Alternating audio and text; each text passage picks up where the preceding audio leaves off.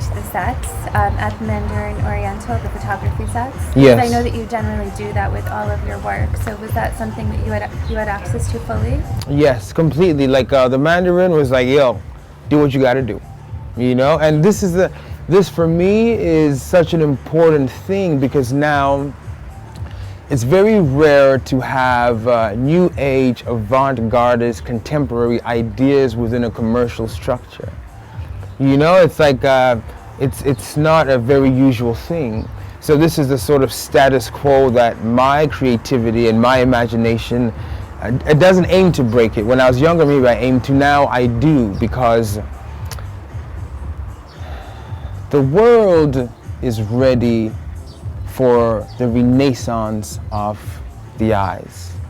The metamorphosis of understanding is now, Did I answer the question, or did I? No. But you're used to my responses. In a very abstract way, guys. I hope we answered the question for you. Xander and I, we can get off on these beautiful abstract discussions, but we're trying to bridge the gap because sometimes even we get lost in our own thoughts.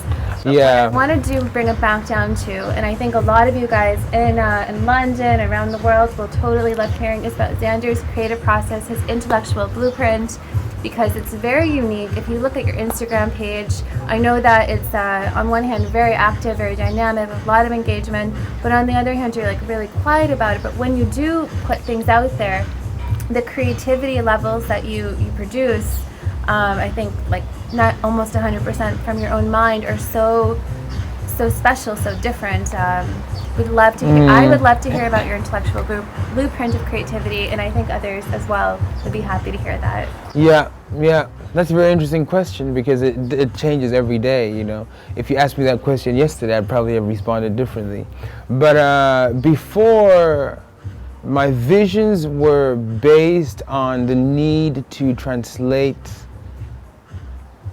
the need to find the bridge between imagination and reality, and the incessant need to think of something and then see it in front of me, And then the older I've grown, like where I am now, is more so colors, Colors are a very big thing for me. Like you'd see my Instagram from last year after I went through the whole not seeing phase. Yes, we will touch upon that. Xander was actually blind for 2 months during COVID. This is kind of a big thing. We're going to get back to that. Yes, like just put it out there. Put it out there. Let them know. Colors. We're going to colors. We do see super like clouds, ethereal colors, purples, pinks.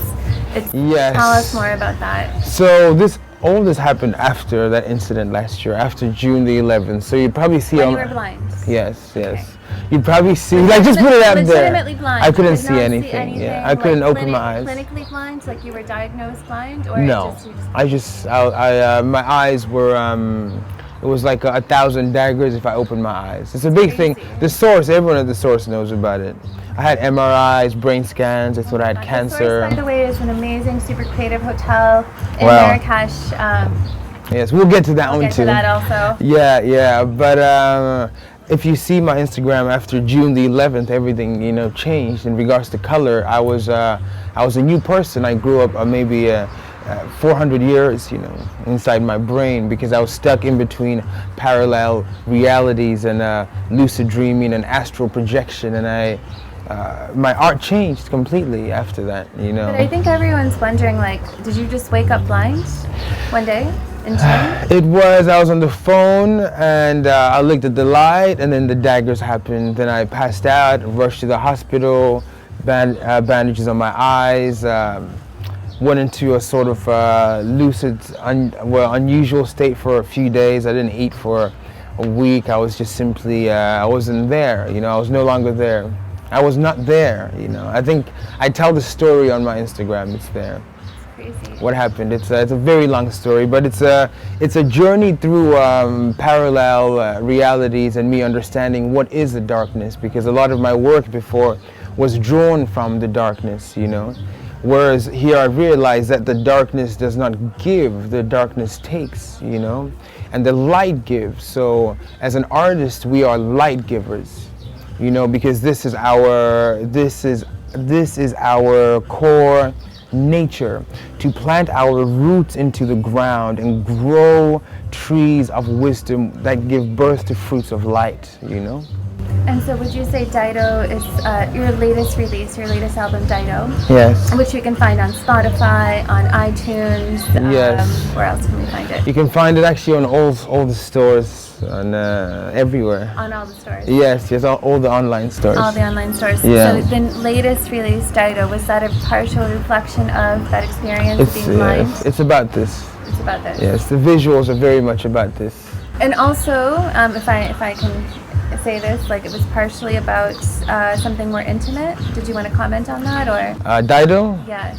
Yes. It was really about a relationship, and also the amount of time I've lost from being with my mother, being with my family, on this quest, you know, on this journey for more, on this journey of creation.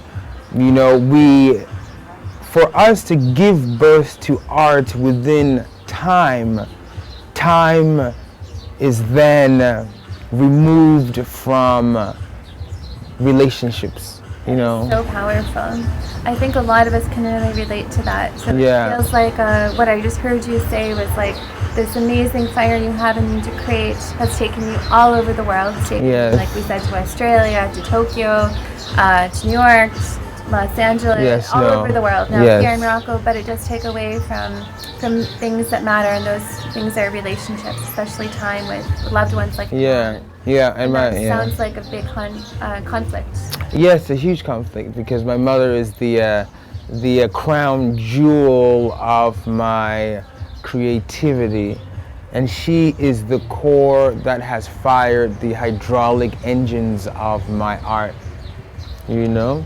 So to lose this much time with her is it's a lot to have to give up, but she equipped me with enough paint, with enough palettes, with enough hues to understand the world, and to not only understand the world, but to implement creatively my understanding of the world to the world, you know.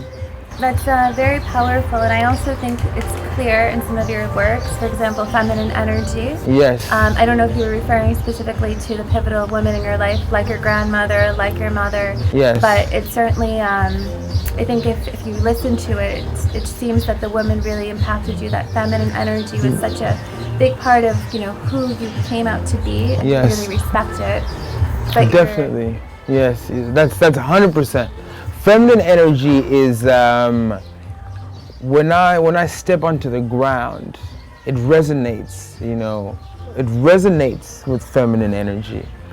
Femininity is such a pivotal aspect in my creative process, without calling on it, just naturally, because I was raised by a single mother, and I saw the world through the eyes of a woman. I saw men through the eyes of a woman, and she learned all the negative qualities of men as a woman, and what she imparted into my being was the corrections of this, you know, and also how to understand women, how to treat women, and this is very important for me. And my work is not shy of feminine energy. I'm not a male that is shy to embrace femininity, because I wasn't raised by a father who cut feminine energy from my spirit. It's beautiful and very strong. Yeah. And very much you can feel that when you listen to your music, when you vibe with it, like you feel relaxed, you feel at peace, you feel calm. That's beautiful. That's a whole vibe. That is from you. And I want to go back just for a moment to your mother, because your mother is an African woman originally from, I believe, I don't know if she's from South Africa, but Yes. I know that she lives there, at least for the moment. Yes. And a very strong woman. She's a writer, like a very strong woman. Yes. So when you speak of seeing things through her eyes, are you seeing it as like as an African woman, or just woman? Because you have traveled all over the world, so now Yeah. you see through the eyes of many different women. Because I know Yes. that you you love to discover people. Yes. So is it like from the African woman's eyes or from women's eyes around the world? From the eyes of a woman. The eyes of a woman. And not just a woman, from the eyes of a mother. You see, a mother is a mother. Mother is It's a mother, you know.